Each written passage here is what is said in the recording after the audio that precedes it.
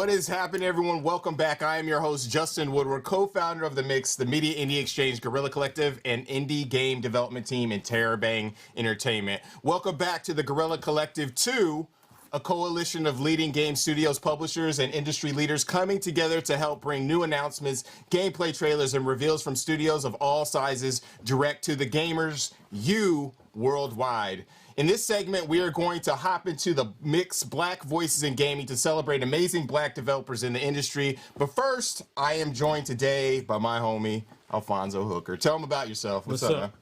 Hey, everybody. It's Alfonso. I'm founder of Tech Perfect and board chair at Gameheads. So, Gameheads is a youth of color organization focused on gaming and technology for underserved youth. So please support the organization. Go to GameheadsOakland.org and check them out. Yeah, definitely support Gameheads. Gameheads is an amazing organization. Just a little bit about Black Voice in Gaming. It was created in June of 2020 during the Guerrilla Collective 1, during the protests and demonstrations that united us all over the world. It was pretty crazy. We're in turmoil, and we were trying to figure out what to do during this E3 season or showcase season, and we decided to work with folks such as Raw Fury and make this happen. Shout out to our sponsors for today's showcase: PlayStation, Xbox, Raw Fury, who helped to make this whole thing happen in the first place, as well as Humble Games. I am one of the advisors on the Humble Games Black Game Developer Fund, which has been an amazing fund. Also, shout out to Razer for their support. Yes, Humble Games. We funded so far, which is crazy, around 14 games prototypes right now. And some of the developers are on this stream, and we're on the previous showcase that we just had for Guerrilla Collective, and we'll be there next week as well.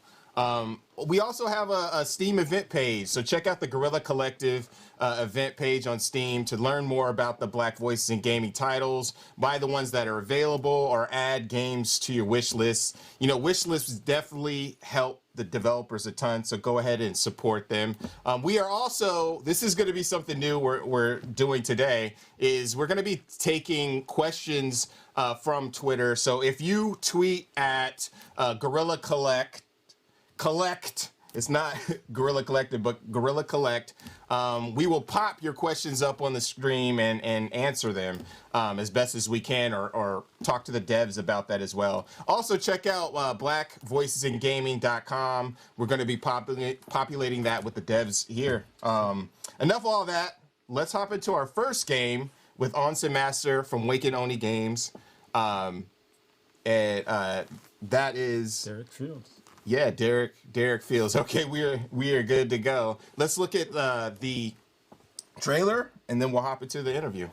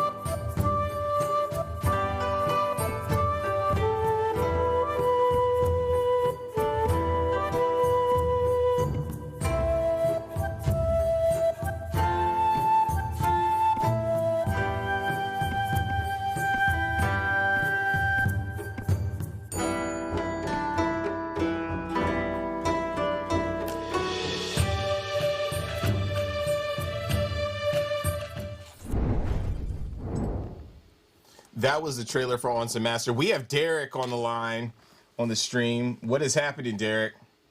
Hey, how's it going? Good. Thanks for joining us again. It was so awesome to have you on the stream last time and to catch up when you're so close to release. Or can I even say that? Yeah, you can. We are close. Onsen Master is coming out this year, and it's been going well. So it's a good time to be able to be featured here again. Yeah, and we have it now, so we're actually gonna be playing it live, which is dope. I was playing it for a while, you know, last night, just kind of get the lay of the land, and it's really addictive.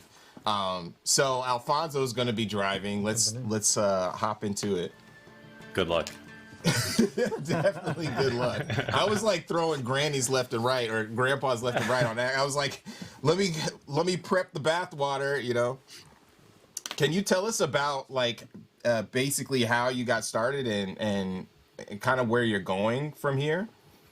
Yeah, you know, it's been a bit of a journey. Own semester, as well as my background in games, started with creating this game as a sort of hobbyist project. At the time, I was at a point in my life where I was, you know, like any other post-grad, living with roommates and trying to figure out what you wanted to do next.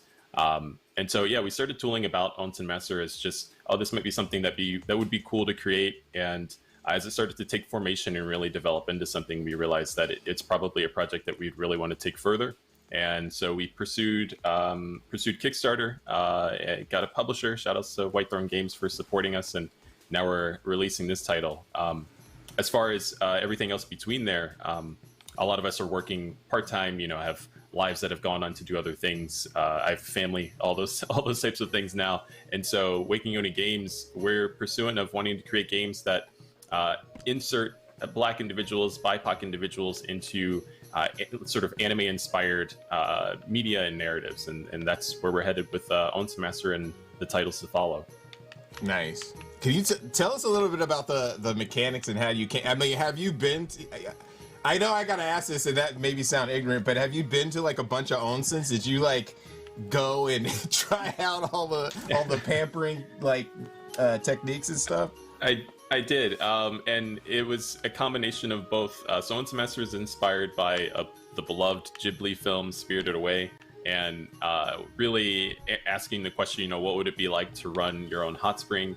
And so, yes, that did come with exploring various hot springs that were in Japan. I paid a visit to what's called it's north. Wow, I'm forgetting the name of the Kinosaki Onsen. I almost forgot. Nice. But it's basically an onsen town, and you can stay at a ryokan. You can stay at a bed and breakfast style place and visit the different onsen that are in this one town.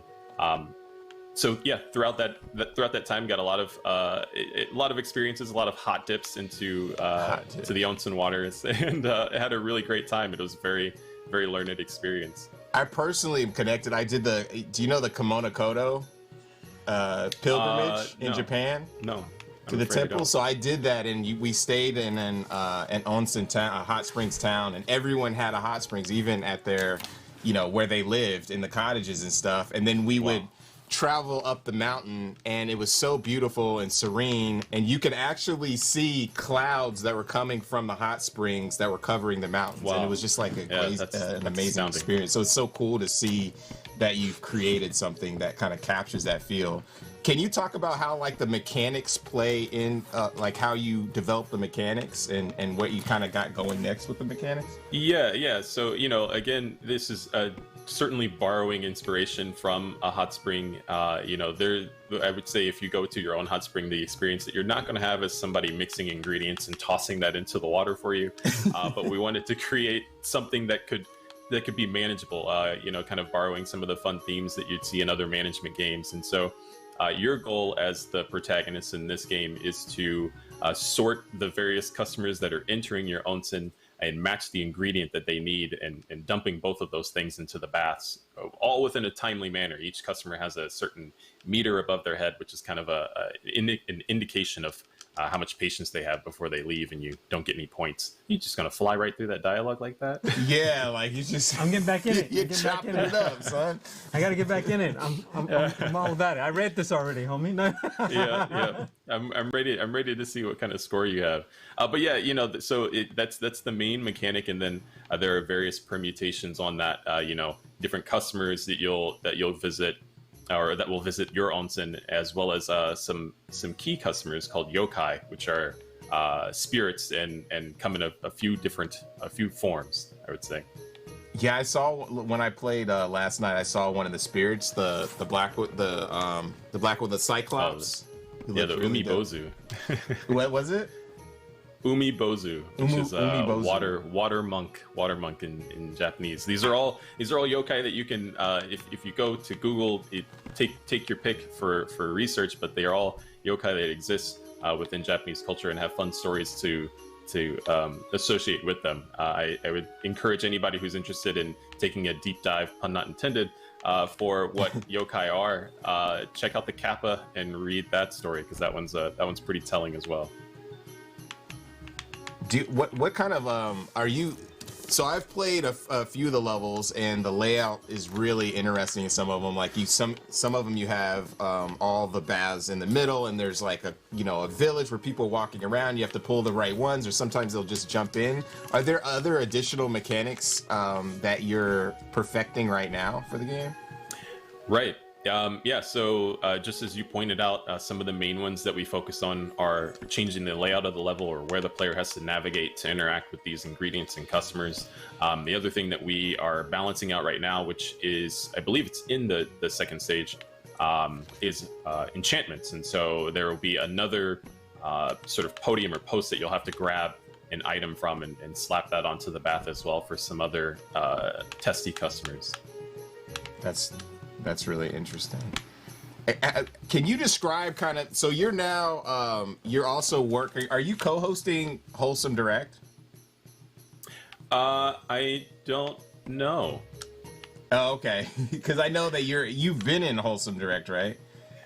I have, yeah. I've had the pleasure of being a part of Wholesome Direct and speaking about Unsemester, as well as having an Unsemester track in the Wholesome vinyl. And so, oh, that's so dope. That was really fortunate. Yeah, we have a special release track on that vinyl. That's cool. I may have got my lines crossed for that one. Yeah. But we'll see. We'll see what this Wholesome Direct brings. Yeah. It's gonna be dope. So, can you talk about like your experience, as a Black game developer with the community, and how that's kind of evolved over the past couple years with everything going on from your from your experience? My experience specifically, everybody's going to have some similarities and some pivots from sort of the Black experience in relating to games. And I think one thing that probably is in that echo chamber is seeking of resources, seeking the avenues to be able to create games sustainably. That's definitely been a challenge in creating Unsemester and creating the titles to follow Unsemester. I am very fortunate that the time spent working on Unsemester has led me to other connections, to build connections with other people that have led to more opportunities. And so this game starting from a hobbyist project to now being able to look forward to having a sustainable studio that can make other games centered on BIPOC narratives. I'm really thankful about that. In addition to my experience, I'm a part of the education sphere, and so wanting to give back and teach would-be developers and growing up students that are growing up in that space the tools that they need. That's been another avenue that has been pursued pretty heavily, and so all those things to say, like, I can't wait for what comes next, not only at Awakening Unit Games, but the other developers that are now getting the resources they need to create projects. And are you going to be using your studio as a pipeline for those folks to come in and learn from you? Absolutely. One of the things that it's a small avenue to that right now. One of the things that I do is stream on Twitch and provide game development as well as updates on what we're working on, and so that usually comes with things like prototyping, talking about Unsemester, playing games, but that's been expanded a little bit further. And so I'll be involved in some education spaces, teaching game design programs and 3D modeling, as well as illustration. Awesome. We'd love to have you come and be a guest at Gameheads as a speaker, because we typically have developers of color on, and to sort of share their industry experience. The students would love to talk to you about your experience with building Unsemester and everything you're working on with your studio. Yeah, let me know. I would love to chat more, and I'm always here. As a parent and expecting another one on the way. It's really important for me to thank you very much. It's really important for me to be able to create experiences that can center people that look like us, but also bring the whole family together on the couch. And so that's kind of what Own Semester's pillar is, and what the other games to follow will be. That's definitely. What are some of the? Are you working on multiple titles at once? I am. Nice. So yeah, but I can share a little bit more on those in the future. Yeah, for sure. One of the ones that is that's public now, as far as some of the ongoing projects, definitely had the pleasure of working with some other talented developers for an event that was sponsored by Google Stadia. We were very lucky to receive some funding from them to continue the pursuit of this project that we created for a sort of game jam event. And so it is a miniature robot fighting game that you can look forward to more news coming. Oh, dope. So it hasn't been announced yet, or you just did it for the game jam and it's kind of, you're still like grinding on it?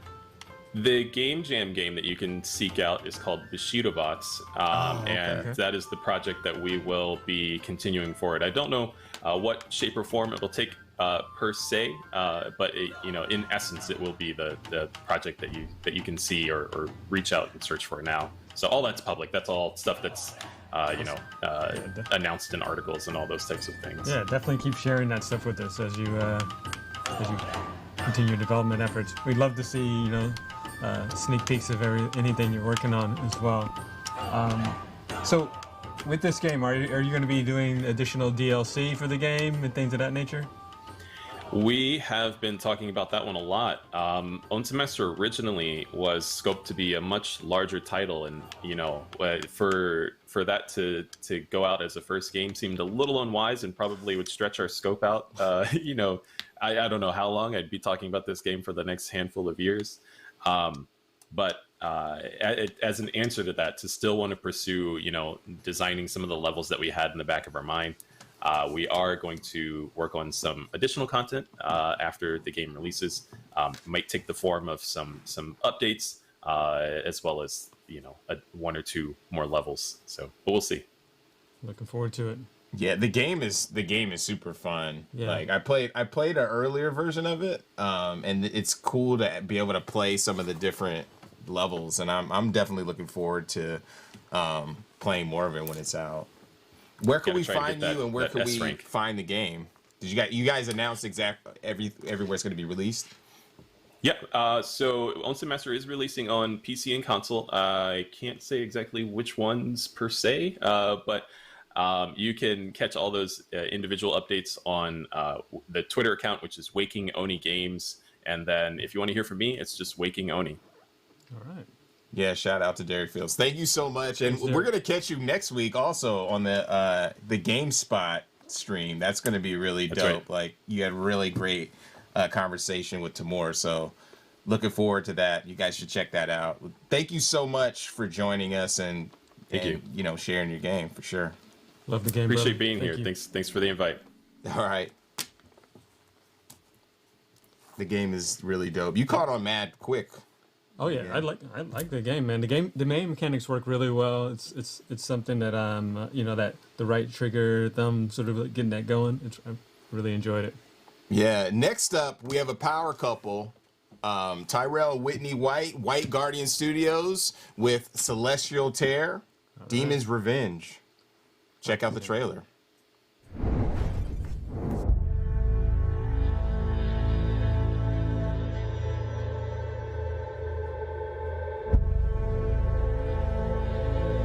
The Celestial Tear. Perilous universe to a place we once called home. Taken away by a parasitic entity, we forge a new refuge on a new planet. A place filled with hope and life.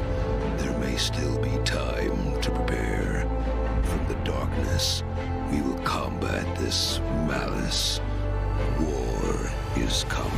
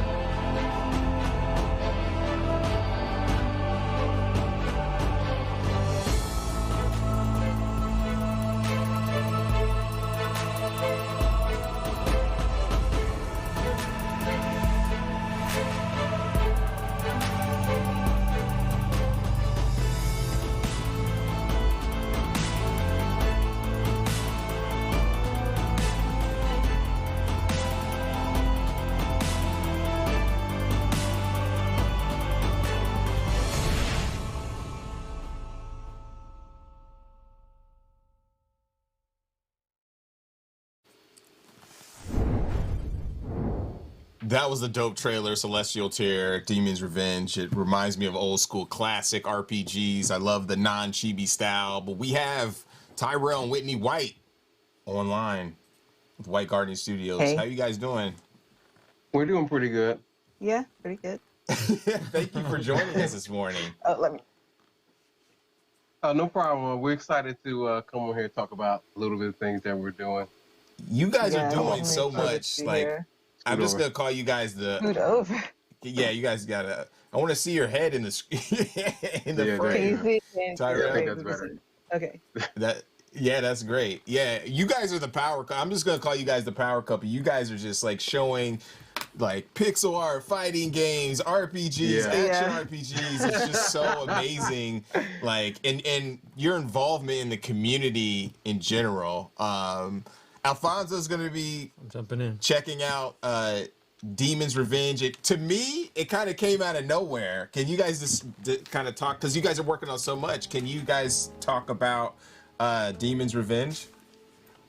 Yeah. So Demon's Revenge, this was actually a game that was released back in 2015. Oh, Yeah. We okay, had did okay.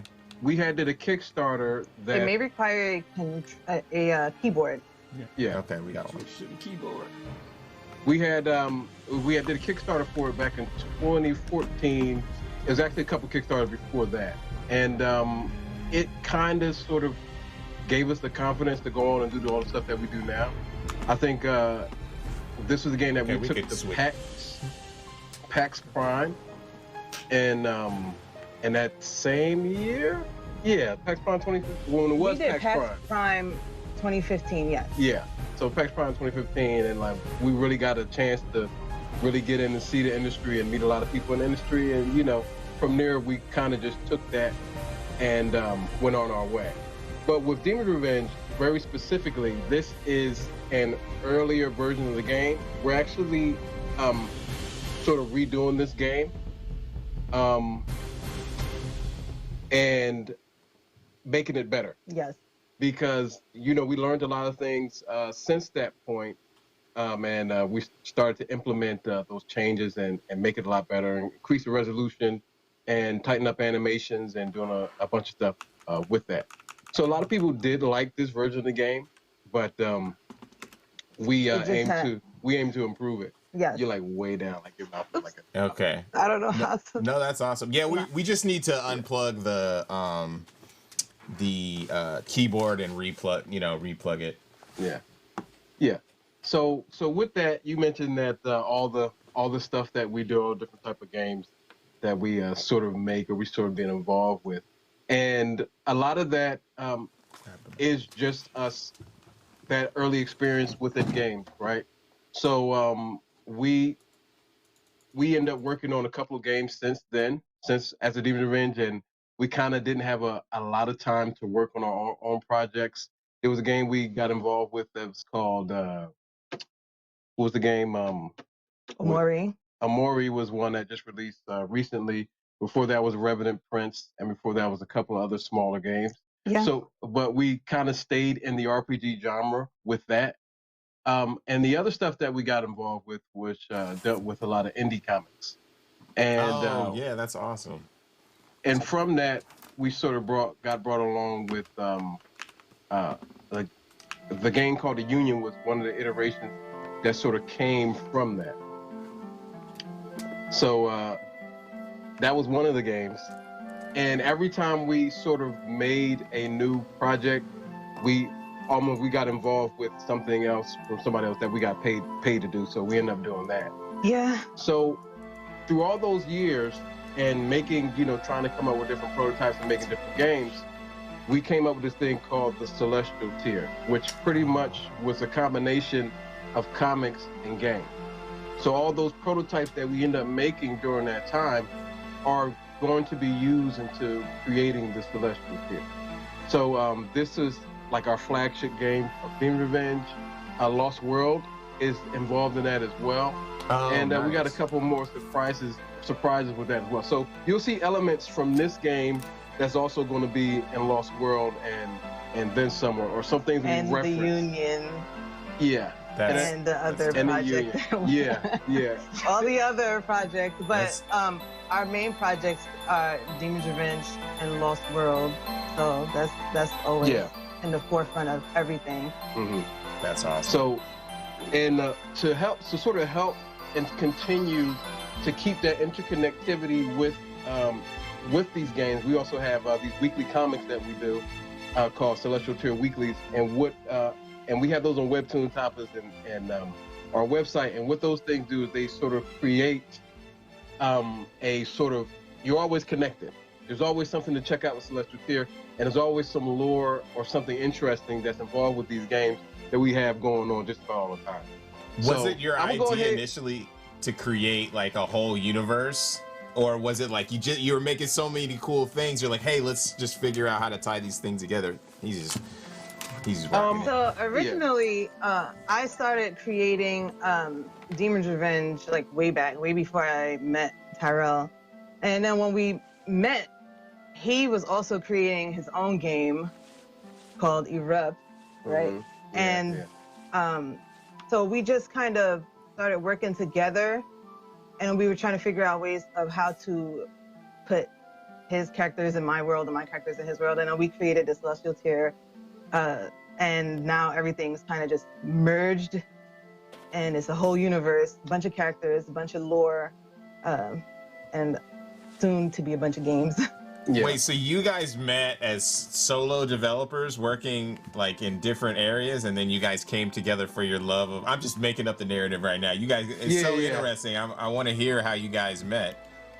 Well, we met at the Art Institute of Pittsburgh, and I was doing culinary arts, and Whitney was doing game design. Well, she wasn't doing game design. I was doing graphic art and design because they had told me that I couldn't draw, so I needed to learn how to draw before I went into game design. So I thought that was stupid, but I was there for that. And it was good because, I met him, and now we have like this whole game universe thing going on. Cooking up games, you know? Yeah. Cooking and games. Yeah, no, that's interesting because I actually graduated from the Art Institute from San Diego, and I can tell you that like unequivocally it was ass. But I did meet amazing people there, and I did get a technical learn a technical mindset for 3D art and design and game design, so can't hate on it too hard.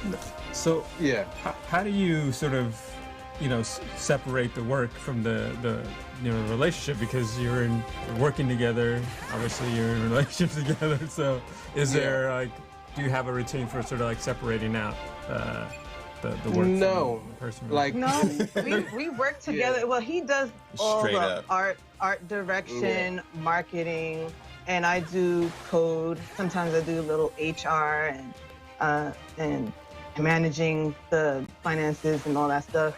But we also have 6 kids that we have to worry about on top of our game development. You got 6 kids?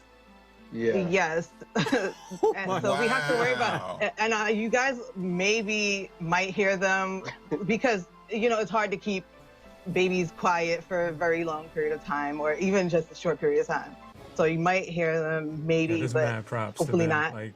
But yeah, so we have to worry about that. And then the when it comes to work, we just work together all the time. And we wouldn't have it any other way. Or I wouldn't have it any other way. Because, that's amazing. I don't know. There's and people because who we can't do manage separate 6 kids things. not work together. He's clowning. I mean, but we're making it happen, and we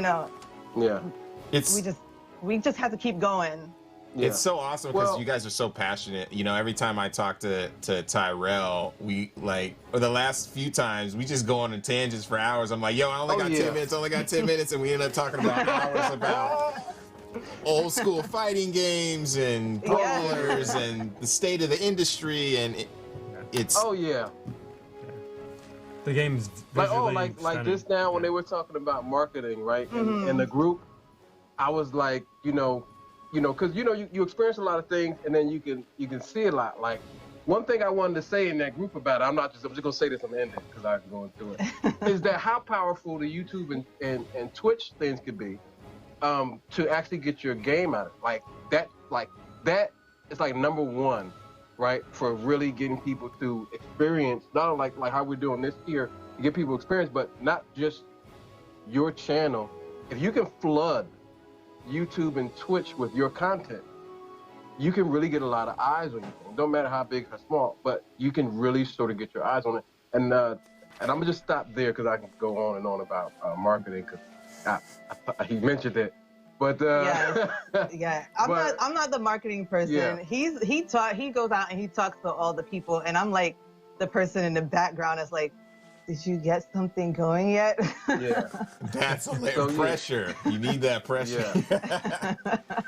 That's amazing. So yes, but I can go ahead. I can talk. I love talking about games, and I like talking about like the process of developing them. And again, as we have gone, as we have progressed and created games, you know, the more you know, the less you actually the less you actually understand. The more you know, the more that you know that you don't know. I guess that's the way of putting it. That's right. Like in Pocahontas when she says, "You learn things you never knew, you never knew." Wow, you busted out a Pocahontas quote on the stream. That is on point. Could you talk a little bit about kind of your struggles as, Black game developers, making games, and you guys are making a lot of stuff. It doesn't have to be struggles. It can also be like successes and what you've experienced in space. I think one thing that I'll say, like, I think one funny thing that happened is when we were in PAX, and it's like this white guy came behind. I guess he wanted to see what we was making, and then he looked on the screen and he looked at us. He was like, "Well, you don't see. There's not a lot of people like you here." And I thought it was interesting, and I laughed because I was like, I was like, it's not a lot, right? Because you walk and you see that space, and you like, whoa, where's all the black people? Yeah, I would say that's really funny too, and a lot of us, like, folks just kind of realize that is game development is first. Like, we feel like we're artists and game developers first. And then when that comes up, it's like a layered secondary or, a third thing that pops up outside of that. Or like when you're trying to find funding or you're trying to get into a position or whatever, that's when it's like, oh, wow, like I got to figure some different angles out and that type of thing. Is that kind of what you're talking about? Well, yeah, it's I think our approach to it is that we really, you don't know how these tools. It's like we really just, like, I think the number one thing is like when you go ahead and you put your image in something, right? Or you put your perspective. Like one thing that we had was about this game, right? This game in particular had a lot to do with people being given labels and people receiving and looked at in another person's perspective, and they're being persecuted for it, right? And when we were working on it, the particular people who we were working on it, once they sort of found out what it was, they basically were telling us that, no, that's not what this is about, right? So, yeah, telling you what your game is about. I love that. Oh yeah, they're like but I think once they caught wind of that, they didn't want to invest as much as they initially did, right? Because of that sort of message. It wasn't even like a real hard one. It was like, because I was told, because before we started the stream, Whitney was like, as she does, because she don't like my marketing tactic. And I was explaining, I was explaining to her, oh, no problem. I was explaining to her what the game could be, what the game is ultimately. Because this version of the game is more like a demo of sorts of what we're actually planning to do with it. So I explained to her, like, yeah, this game is like if you took Castlevania and made it a JRPG, but instead of playing in the perspective of the monster hunters, you're playing in the perspective of the monsters, like Dracula, like Frankenstein and things like that, right? Like witches. But the difference here is that the monsters. We keep like that's hilarious. He like, keeps getting killed. Yeah, so we had like a little bit of a technical difficulty on the the keyboard thing. So our producer was actually playing while looking at the stream, so we were jumping back and forth. But yeah, that's interesting to see how you've integrated, that storyline in a very gorgeous game. Yeah, it's visually Thank stunning. You guys have done an amazing job with the game. The gameplay is really smooth, and I like the story as well. So I think that having these alternative stories is really important. Thank you. So this is the thing. We're on Black Voices Gaming. We're talking to developers of color. To other developers of color, what were the things or particular challenges that you say like are unique to developers of color that you want to share with folks? I think I'll go back to that thing about when you have, and I don't know how much this hurts you in general, but you do get a lot of flack. Like especially now, if you have like you have a certain character, or if you're looking at a certain perspective, you're considered a woke. You're considered woke, like woke PG or woke what's it called wokeavania, right, or something like that. Wokeavania. Just because your image. Yeah. Just because your image or something, or either if you just put like a woman or something and something like that. You if you're part of these groups, these marginalized groups, you get sort of that label. And I think for a lot of people that may be discouraging if you don't just have like when we do stuff, we just sort of like stump straight through it. We just go straight through it, and we really don't try to we try to keep our eye on the path. 'Cause we're doing a lot of things that people may say, you're doing too much, and we don't care. This is what we want to do, and this is what our plan is. Like just to say we had a lot of games. It's like, no, this is what we're doing because nobody else is doing it, and we feel like this is something unique, and we're going to go ahead and we're going to put all these forward. So I think when you're trying to get your vision, your perspective out there, you could get a lot of back, especially when you're working with publishers, right? Because that publisher may not be comfortable with the message that you're trying to put out there. So you have to be very careful with who you work with. Have you been in a particular publishing situation that you felt that way? I plead the fifth. This is a tell-all. No, I'm just kidding. You can't. You don't want to burn them bridges, but I totally understand that. Just in a political sense. In the past. You guys are also you're in the the Black Game Developer Fund, the Humble Black Game Developer Fund. So congrats on that. How is that particular game going, and do you want to talk a little bit about that? Oh yeah, so we're making Celestial to the Lost World, which is a JRPG where you eat monsters to survive. Yes. In this game, we're mixing elements of I guess tower defense, survival. We store JRPG story elements in like a smidgen of Pokemon, just a dash. Yeah, just right. Just a or dash. Digimon, it could be. Like, and it takes either way. Yeah, Digimon. Oh, Digimon's a good one. And it takes place like on this lost planet. That's in amazing. This sort of in this the opposite of the universe, the anti-universe. But I say opposite very specifically because it is what the universe is fighting against. Because the Celestial Tier in general is sort of the universe, how it conflicts against each other, the different elements. Virtue versus corruption, and destruction versus creation. And it's basically how the universe sort of, so that's what you're in the anti-universe, you're in the bad place. And here the monsters, like Pokemon, how you have fire and water, we kind of model these elements off of things that you couldn't recycle, and things are like toxic, right? Mm-hmm. So we're talking about like glass and plastic, things that can be destroyed, or they may be harmful, or harmful chemicals to the environment. Mm-hmm. So you're playing these three characters stranded on this planet, and they have to look for their crew. They have to survive, and they have to find a way to escape. You go through a couple of different biomes that are very different.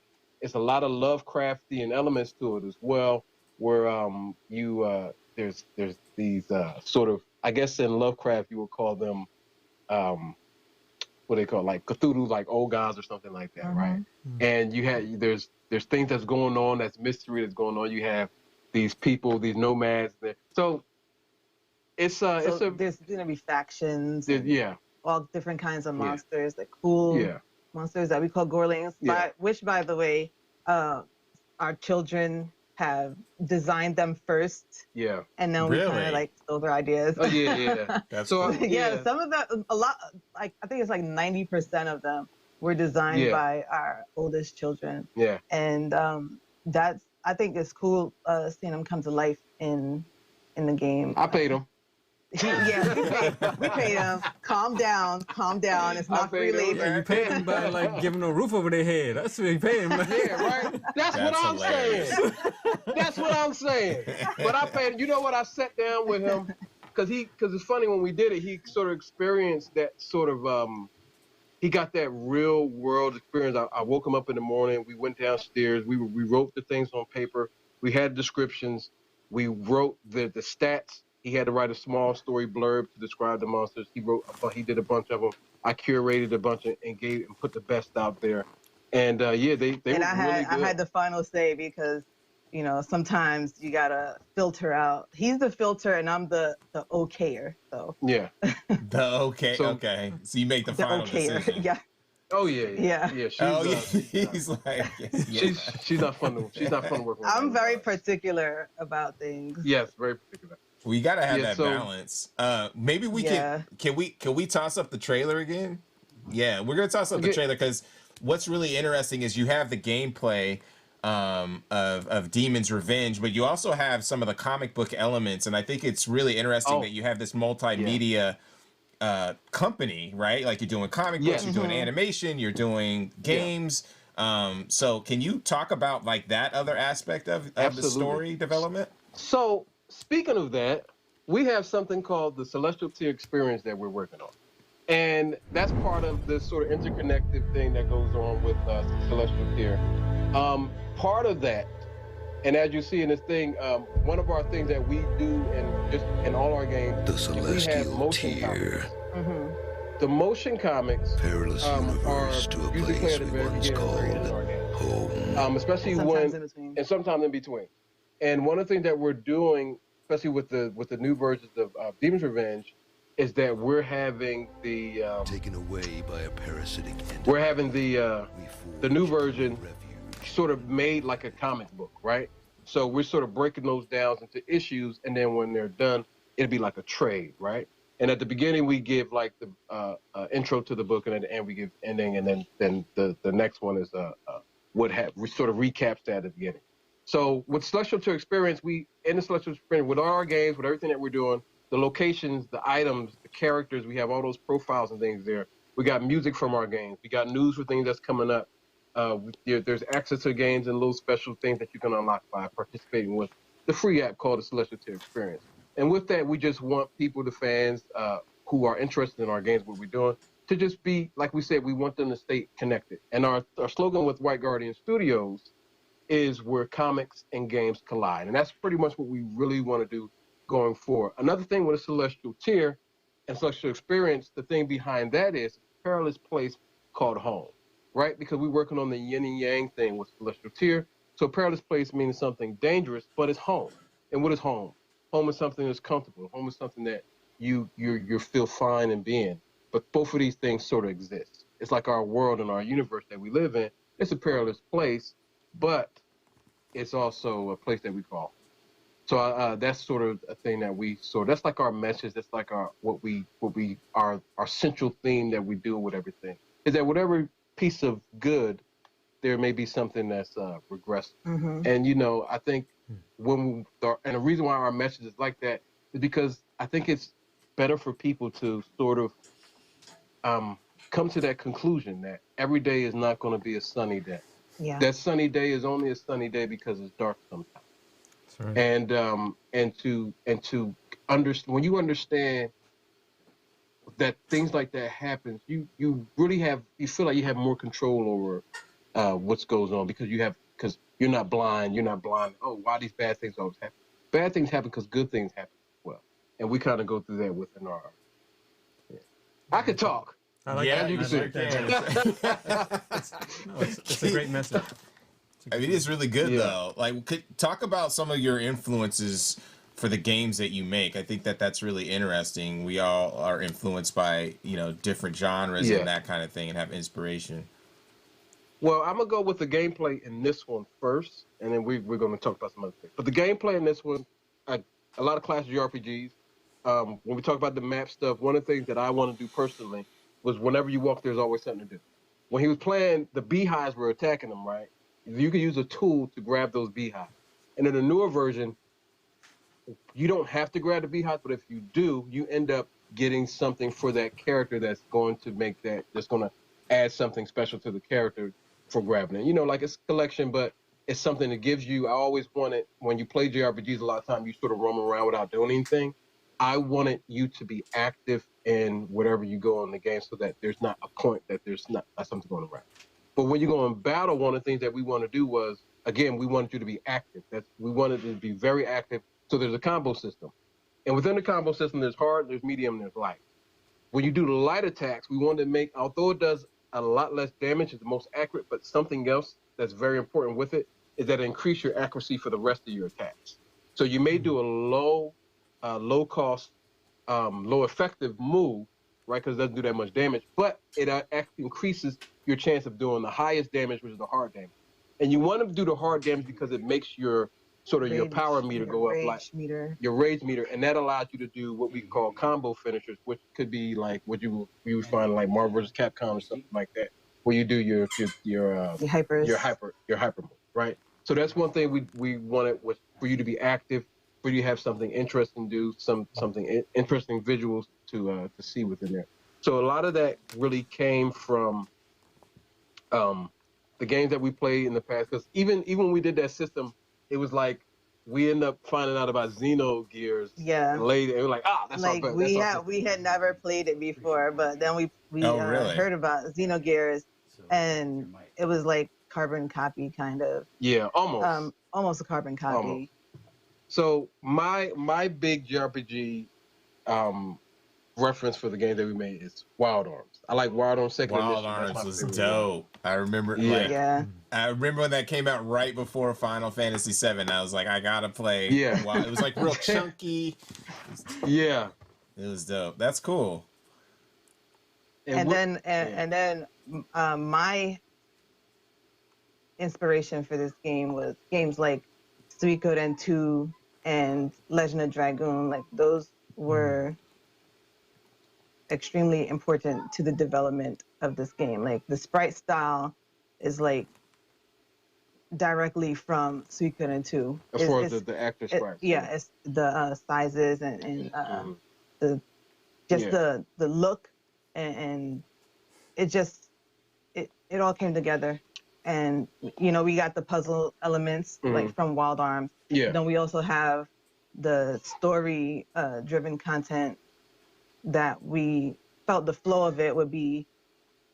The flow of Suikoden 2 is like kind of the flow that we wanted to put in our game. Like it just kept going and going and going, and it was just awesome. Yeah, and that's something we're implementing in the new version. I think another thing to say is the battle sprites were heavily inspired by Capcom sprites. Yeah, right? yeah. And the big thing with that is, you know, I look back on it and I say, we did a decent job. But the job that we're doing now and the help that we have now going into that is going to be, it's already phenomenal. There's some of the animations that we're going to be able to do with the battle.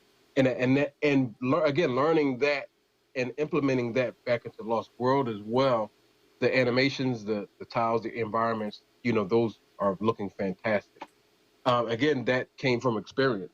And I think that's one of the things that when you're starting game, we start making, I think one message that people say is, you know, just go ahead and start. I think about anything. Just go ahead and start, because you're probably not going to be as good as you want to be when you start it. But having your experience and continuing to go on, you're going to get better and better, and you're going to be making bigger and better things. Right? And that's like exactly this. Like we started, and even when if you look at our past Kickstarters, the game went from one thing to another, it kept getting better. Our marketing efforts got better. We started understanding everything a little bit better just because we did it and we just kept doing it no matter what. But you always have an end goal as well, right? And I think that really goes into making games. I think one of the things that, because you mentioned it before, we got the Humble Fund, and the Humble Fund has increase the quality and the value and the things that we're able to do and the time that we're able to do things. And I think a lot of that because there wasn't a lot of resources that we as Black developers had in the past, right? And now there's a little bit of things that's coming up, and it's making things a lot better. But what it does and how to increase the quality of our products, we can compete with anybody. You know what I mean? Nice. We can get if we're just with the fun, and you show that we can compete. It's just that when he uses marketing speak or marketing lingo like products and stuff, it just you can't burns your soul. It grinds my gears. I get it. It burns my soul. It's so interesting. I feel like it's passion, but when you put the word product into it, it's like it is what it is. I mean, yeah, we do have to market it, but at the same time, like. But you got to understand. It's getting hot in there real quick. It's getting hot. Yeah. You got to. The one thing about it, like. So just to jump in real quick, I think we're gonna probably have to wrap up in a second, but I think that what's interesting that we were talking about that because I feel torn. I'm an artist too, but I also have to do production, and so I find myself cringing when I say stuff, but sometimes it just rolls off the top because where are we at right now? We're on IGN, GameSpot, Twitch. I have to talk to these folks, and we have to talk technical, and I'm like, hey. Look at the sprite that's above us. We got B-Boy buttons scratching on the ones and twos. We got the dope logo on the bottom by Abe. But at the same time, I got to talk about our, like, you know, our package is ready for here. You know, the product will be ready. Yeah. You know what I mean? And it's kind of corny, but at the same time, I kind of feel it. And it's funny because you guys can pull it apart. But sometimes, like, by myself, now it's better because I got Joel over there who can like, pull it apart. He's raising his hand. But, like, I have to just switch into these different roles. It's cool that you guys are able to work together as a power couple and do that. Yeah. But I'll say this about the business. Okay. I think they froze. Oh. All right. Well, we are going. We're gonna say to peace out to Tyrell and Whitney White, and then we will come back with our next game, which is Andrew Augustin with Notion Games Ubi Island 2.